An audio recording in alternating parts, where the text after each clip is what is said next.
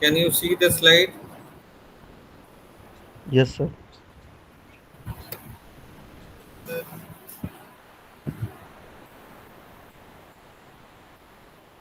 So today I'll show a case study how remote sensing and GIS is effective tool for detection of flood hazard area, flood delineation areas, and especially when you're talking about urban floods in India.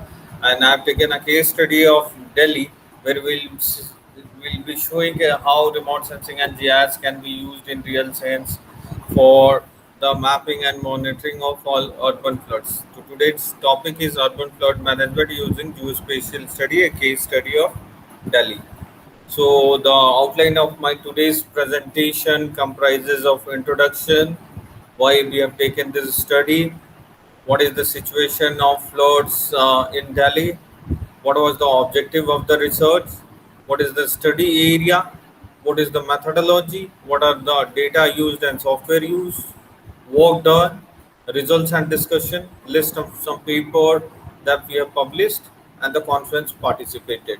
So whenever you are trying to frame your because there was a demand from the students that they want to prepare their dissertation for their upcoming semester. So they said, "Ki, sir, please uh, give a slide presentation on how we should go for preparation, how we should present a slide for our future research, for our future thesis." So we'll start off with the literature review that whenever you're going to take any area under investigation, whether you are talking about flood, drought, agriculture, forestry, whatever comes to your mind, the most important thing on the basis of which the credibility, the success or story can be created by researcher who has got in-depth data related to literature.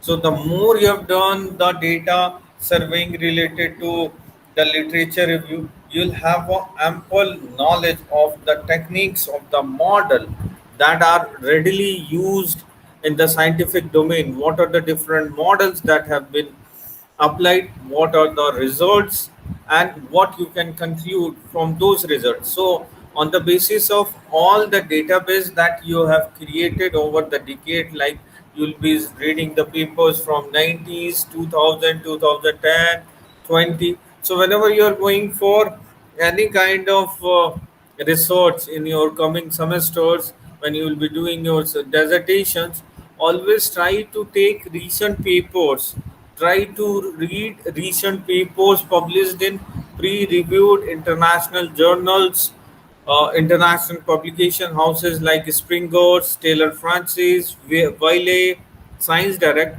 They are the good publication house where the journals with high impact factor are enlisted, and according to your category of interest, like if you are wanted to study papers on GIS, it will be characterized under earth and environment. When you will go to various publication houses, there you will be finding thousands of journals in those publication houses. So what you have to do, you have to download the paper and you have to read those papers. And once you have read the paper, the more you read the paper related to your topic of interest, you will like to know, you will learn what are the techniques that has already been done, and on the basis of that you can take out the limitation of those research. Like after reading 50 or 100 papers, I can find out that what has been done in the entire world, what is the model that we have been doing in India, and what are the research gaps. So in order to create your research question, you must create a research gap. On the basis of research gap, you will be framing your research questions. On the framing of research questions, you will be framing your objectives. So, in order to frame an objective of a study, until unless you are not reading the relevant literatures that has already been published in pre-reviewed international journals, you cannot know what is the status of your article. So what we have to do first, we have to download the paper. So you can see that there is a template given where I have written few names of the authors, scientists who have published the paper on various topics related to my topic of interest was floods, and the year of publication and their major findings, what the major findings they stated. So as per the Pavera, a paper published in 2011, it states urbanization is encroaching upon and filling up natural drainage channels. So what it is saying? It is saying that because we are expanding our urban periphery, so what we are doing? We are trying to fill all the low-lying features that are available in nature in order to construct our houses like lakes, water bodies, then various you can say bodies we call in Rajasthan. We are going on filling those by earth materials for building our houses, maybe illegal industry, illegal colonies, and they are the major causes of urban flood. So after reading this paper, we can identify what he stated. It says that whenever you are going, you have to identify those area which has recently been updated, which has recently been urbanized, and we have to see the transformation that they have done in the land use, land cover, that is pertaining to their soil, pertaining to their water holding capacity, related to their water conservation property. So that's why what we are doing, we are trying, and that's why you are getting more kinds of urban flooding is heard in recent years because of this problems. Then again in 2012, urban flood risk, the scientists have taken out the urban flood risk depending on the components of hazard and vulnerability. So you'll be reading in the current semester that what is hazard, what is vulnerability. A paper name is there, natural hazard and disaster management, where you'll be reading about various disasters. Then what do you mean by hazard, vulnerability? So hazard is the probability of any calamity at a given point of time. Means if there is a hazard and nobody lives in that area, let it be happen. Vulnerable means how much vulnerable the society is towards that hazard.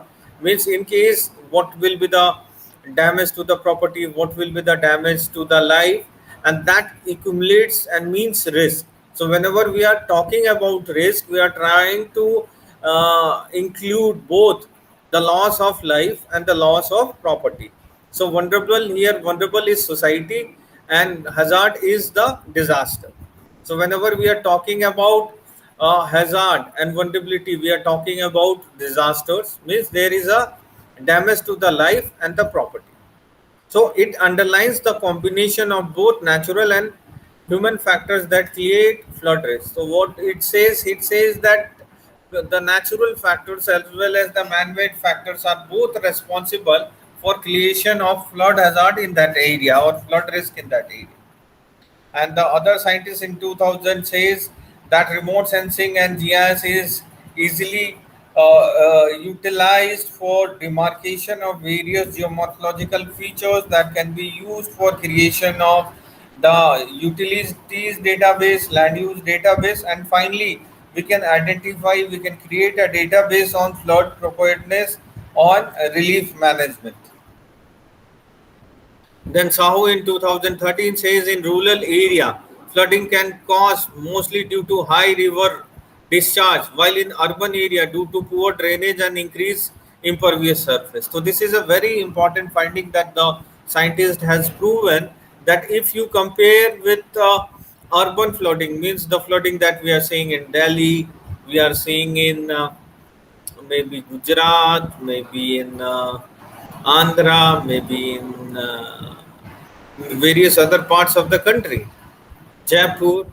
So there are those areas that are metropolitans, and there are floods in UP, Bihar, Assam, West Bengal. They are generally rural in nature. So generally, whenever you are going to see the floods, if you read those history of the floods, you will see that in the plains area, in the rural areas, it's all because of a heavy discharge from some adjoining rivers that has created a flood in that area. But when it comes to the urban area flooding, like in the major cities of India, it's all because of the poor management, poor drainage system, poor impervious layer. Impervious layer means we are going on cementing the surface for our beautification, for our uh, smooth life, day to life. We don't want any water to be here and there stagnant to any big residential area. So what we are doing, we are going on cementing the surface, whether you go towards your houses or towards the road. So what it does, it stop the water to percolate downwards towards the ground. It stops the porosity and permeability. It makes the water, it cannot penetrate and cannot go downwards. So what is that? The water will flow in the surface. So that's why the creation of impervious surface is equally important when you are going for urban flooding. So the impact of impervious and the different rainfall intensities are the two main parameters for urban flood risk modeling. So by studying the literature, anybody can understand what are the important parameters that has to be taken into consideration before framing your research questions and research objectives. So this scientist has already proven that rainfall has got a very positive correlation with flood. Because of the high rainfall, flood will happen, and because of the impervious surface that we have created, maybe it's because of the road construction or the cementing of surfaces that we are doing. Both plays equally important role in creating high amount of runoff that is generated due to high rainfall, and that creates urban flooding in major metropolitan cities of India. So that are important findings. So by reading the paper, you can anybody can understand what are the important parameters that has to be taken into consideration for management of those disasters. Then flood frequency and flood water surface elevation equally importance for flood hazard mapping. Then in Lakshmi Babu in 2014 says that HEC HACRAS model is an identical package that can map the floodplains area and the flood water surface for various disaster storms for flood zonation. So, if you want to work on flood disasters, urban flooding, you have to have some simulation based modeling where you can go for optimization, where you can forecast, where you can create a early warning system. And at HackRAS software plays an important role in creating those information. Then another scientist, Ryan and Budig, in 2016 stated that the flooding is a common natural hazard and it creates lot of loss to the damage, property, and the environment. And you can see that the amount of world total money that is spent for those kinds of flood disaster is USD 397.3 billion rupees. So $3 billion money is spent for different kinds of preparedness, for different kinds of mitigation, for different kinds of flood disasters. And the storm water drainage design is based on the fact that the roadside storm water drains are as important as flood protection scheme for natural drains. So what it is saying, that the road construction that we are doing must have a proper outlet, because they are nowadays the important barriers which obstruct the upland water to go towards the lowland area. It causes, it helps the water, it stops the movement of the water. So whenever you are going for any kind of disaster management related to flood, you have to also look into the road networks when you are going for flood hazard monitoring. Apart from that, you have got GIS application which is used for mapping of different kinds of slope, soil, all such parameters. Then again, the different scientists in 2000 stated that the flood risk analysis is can be easily obtained using high resolution satellite images, where we'll be mapping the different dates. Multi-temporal data sets will be used, and those data sets will be used for creation of various informations. So, what finally we concluded from our literature review, that floods of varying intensity has been occurring in all floodplains since the time. However, ever increasing occupation of the floodplains results in huge loss of life and damage, causing the floods to be termed as disaster. So, because of the increase in the population and the unplanned urbanization has created this condition, and it's more recurrent in nature. Remote sensing and GIS is ideally suited for various kinds of floodplains analysis and management. Use of these technologies have great prospect in creating long-term database on flood preparedness and relief management. Urban flood depends on the combination of various components comprising of hazard, vulnerability, and it underlines the combination of both natural and man-made factors to be classified as flood risk. Also, we have to see the natural features like impervious surface, the hydrological rating of soil, the flow accumulation of water, with the demographic characteristics to create the different kind of flood hazard index map in any area. Finally, we'll be creating a urbanization, encroachments, filling up of natural drainage channels, urban lakes, water bodies using high resolution data sets. We'll be making and creating the land use land cover map. We'll be mapping the illegal colonies, industries, the increased paved area, and these are the important factors on the basis of which the flood is being affected in any area. And finally, we'll be using some models to create a information. So, from the literature review, we can conclude that not a single Indian city has a drainage system that can prominently evacuate intensive monsoon rainfalls that occur over short period of time. So what has happened, that because of the change in the climatic condition, you will see abrupt rain. Abrupt rain means in the past the rainfall was distributed within the days, like the amount of rainfall like 500 millimeter of rainfall if we are getting, so it was distributed like on Monday you will be having 150, then on Tuesday 100, then on Wednesday 50. So it was evenly distributed. But nowadays, because of the change in the climatic condition, this amount of intensity at a single particular day or consecutive date is very high, like 400 mm, 500 mm, and that is beyond the carrying capacity of a river, that is beyond the carrying capacity of the drainages and the nalas that has been created in the urban periphery. And because of that, you will be seeing that urban floodings are more common in the metropolitans. And also the different kinds of man-made activities that we have done is equally obstructing the flow of the water, so that that is restricting its flow, that it cannot move downwards. If it is not moving downwards, what will do, it will flow in and around and it will get deposited on the same area where it is flowing.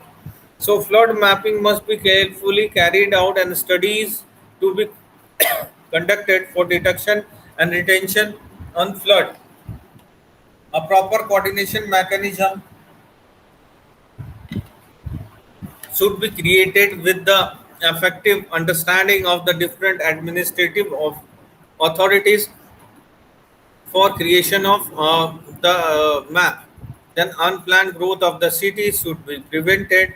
Unplanned urban growth risk increases the risk of natural hazards like flood. Strict adherence should be taken for the land use planning, construction laws, if it is possible for any city to manage its growing pressure and adequately plan for the different kinds of hazards. So what I'll start now. This is all brief. That after doing the literature review, we can identify what are the gap areas, what are the different kinds of research questions that can be formulated, and finally we'll be proposing some research objective. So flood. Now we'll define what is a flood. So flood is extremely dangerous and has the potential to wipe away an entire city, coastline, or area and cause extensive damage to the life and property.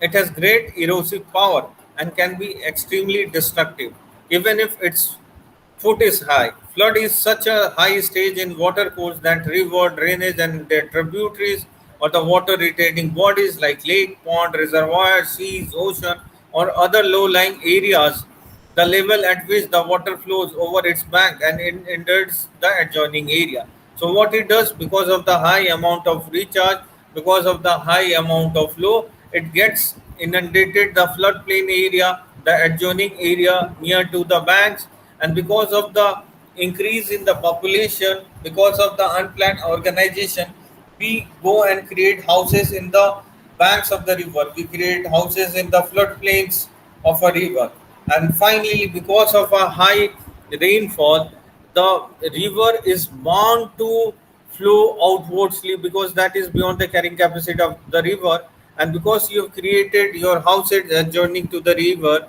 you are highly susceptible for getting hit by those floods. And finally, the biggest advantage that the remote sensing is for the management, where the flood damage can be considerably reduced and loss to life and human can be done using proper planning of flood controls and management measures. Like using remote sensing and GIS, will be using the satellite images to identify the areas which are susceptible to flood prone area. Once we have identified the area, which area are at a high risk of getting affected by flood, we can create a flood forecasting model, and then we can say a condition that in case this much amount of rainfall if we receive in a particular day, what is the amount of water that will be created as a runoff, and what is the, through different animation, through 3D visualization, we can create a flood forecasting which are the areas that will be severely hit in case we have got a flood in the urban areas. And finally, we can go for various land use, land cover planning. So, whenever you are talking about urban floods, you have got two factors on the basis of which the urban flood is caused. One is the direct factor, other one is the indirect factor. So, when you talk about the direct factor, you are talking about the global climate change, urbanization, and under global climate change, we have to see that how the change in the weather pattern has changed over the decades, and you're receiving a heavy amount of rainfall within a given period, and that creates a high amount of rainfall that is beyond the carrying capacity of the river, and the areas, low-lying areas near to the banks of the rivers are susceptible to those risks. Then urbanization means development of encroaching floodplains and causing loss of natural drainages. Then continued development and redevelopment to the higher density land use.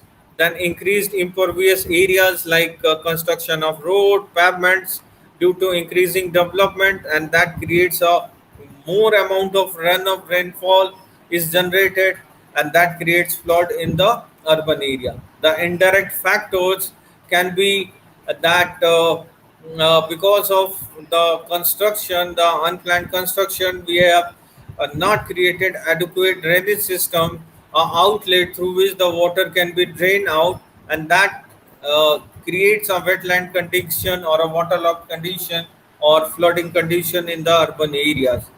And finally, no proper solid waste management. So these are some of the then flood situation in Delhi. Now we have seen how remote sensing and GIS can be failed. Now you have to introduce why you want to do flood situation only in Delhi. Why not in Mumbai? Why not in Rajasthan? So flooding of roads and colony during the monsoon is a perennial problem in the capital, because Delhi is the capital of India. That's why we have taken this study, because the number of cases of those floodings are very high. The existing stone runoff system of Delhi is prone to frequent episodes of drainage congestion, and therefore it is widely perceived to be sluggish. It is indeed noteworthy that waterlogging is a frequent occurrence in the city of Delhi, where the various agencies responsible for the management of stormwater drainage neither follow the practice nor they mandated by legislation to prepare formal records of the extension of the flood inundation from various parts of the capital city. As an exemption, only Delhi traffic police is recording the occurrence of such evidence, but only for the traffic management, or only for the traffic management. And finally, you have to create a hotspot, which are the area, which are the blocks which are at a high risk in case you are getting a flood in any area. So stormwater management practices can reduce burden to a great extent, and this is only the sustainable way to care of flooding. So you can see that the flooding is very recurrent in Delhi, that in 1997, 1978, 98, 95, 99, 2010, 2013, 16, you can see huge amount of loss to crops, property, public utilities. The family affected by flood over the different decades are in thousands, and that creates a traffic jam, traffic congestions in those areas. And finally, on the basis of this, we can identify that what are the resource gaps. Resource gaps can be mapping of and vulnerable areas, whether you want to go for a stormwater drainage analysis, desiltation, temporal analysis of the water bodies, expansion of the unplanned, unauthorized, then creation of web platforms related to drainage network, water bodies, waterlogging relation, location desiltation, emergency response, and finally you have to have a coordination. So what can be the different research question is how the unplanned or unorganization and unauthorized area is expanding in the Delhi. What are the encroachments that we have done in the water body? How we can create those information into the portal, and finally we can demarcate these areas using the best way information. So you can see that using the different models, you can create the different information related to the different analysis. So you will be using different data sets for creation of different maps. So using, you can see how the different thematic maps are created. We'll be creating the digital elevation land use map, build up map, storm drainage map, district voice map. So you have got different results.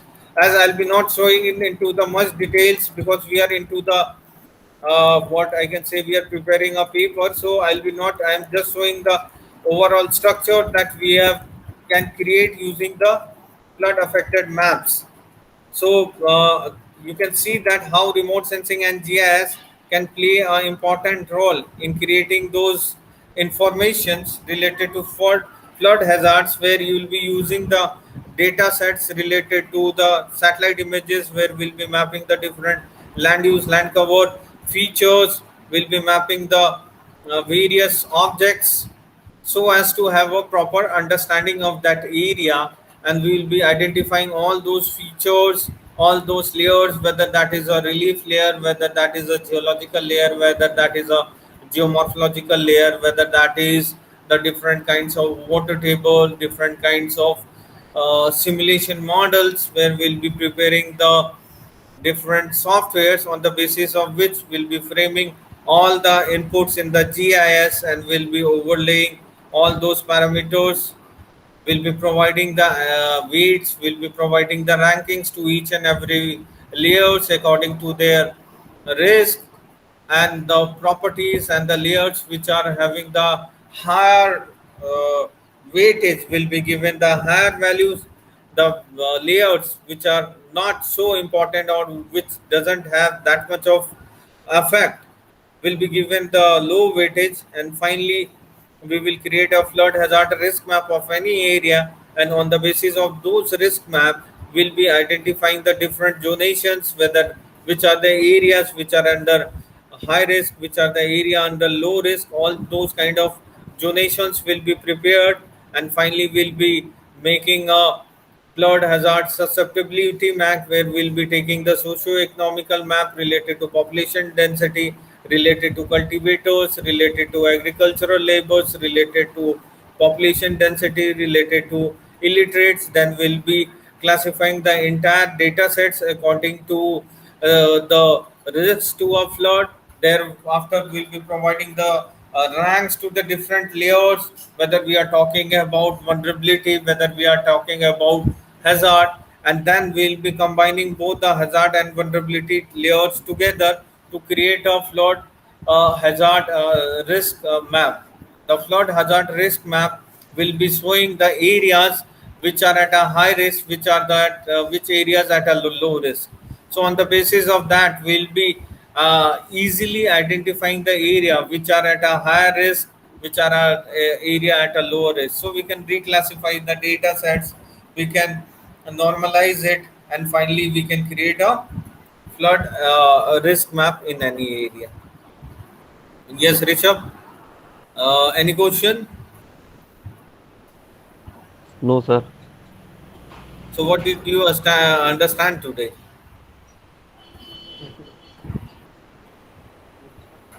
क्या समझे आज की class से?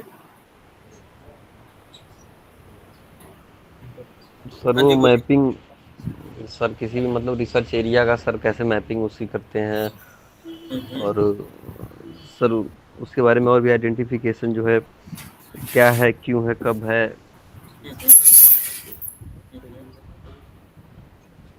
तो इसको तुमको पता चला ना कि कैसे करते हैं अपन? Yes sir. कि सबसे पहले क्या करना होगा, तुमको इंट्रोड्यूस करना पड़ेगा अपने एरिया को। ठीक है, पहले यस। आप ये करोगे, बताओगे कि टॉपिक क्यों लिया, क्यों इम्पोर्टेंट है पढ़ना, why it's important to read, why now you have seen that ki how literature review is important, because the on the basis of literature review only you can identify the factors. Because whenever you are going for any classification, whether you are going for forest or land or wasteland or land degradation, first you have to identify the factors, first you have to identify the class, first you have to identify what the different scientists have said, what are the different results that has already been done. In case you are thinking to do something new and you are finding that that has already been done, now what you have to do, you have to identify what has untouched, what was not touched in your study area. So until unless you are not having in-depth analysis, in-depth knowledge, in-depth studying of the existing papers that has been published, that has been worked by different scientists, what are their findings, and on those basis you can easily identify the different factors, you can identify the different parameters, and on basis of that, those parameters, maybe many scientists, somebody has worked in America, somebody has worked in France, and that is a very new model that has been introduced in 2020, 21 or 2020, and nobody else has worked in India, and that can change the entire information what we have done till date about any area. So you can adopt that model into your study area, and that can bring a new in-depth knowledge about that area. Because you see, if you go for the research, like if you say the using the satellite data, all the land use, land cover has already been prepared, all the water table we already know. So what new you will be doing if you are studying? The new is the new instrumentation, the new database that the government of India is regularly updating, the different portals that they are regularly maintaining, the digitization of the hardware component into the software, the records into the digital format.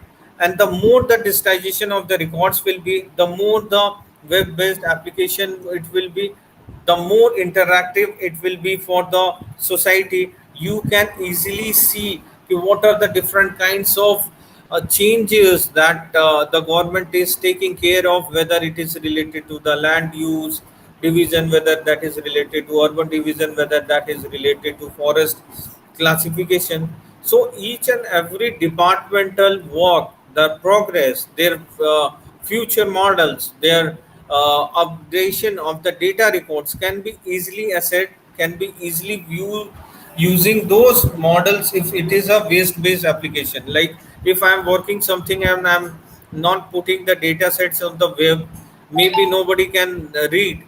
Why the basic purpose of sharing our papers in different social network or different WhatsApp group is at least you should know what are the work that your department, your faculty members, your research scholars are carrying in your department, and you have to carry that legacy to your research, that when you will be also doing your research, you must know what is research, what are the different publication houses, how you have to correct your paper. So all these things will be reading in detail in your coming semesters in the topic research methodology.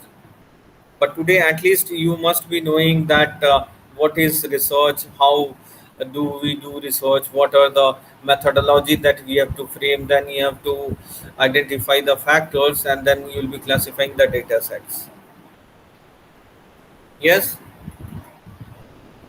whether it's clear. Yes, sir. So in coming days I want that you should come up some good publications in high impact factor journals, and start making your area of interest, that what should be your area of interest, whether you want to go for agricultural uh, practices, forecasting. So frame accordingly. Okay.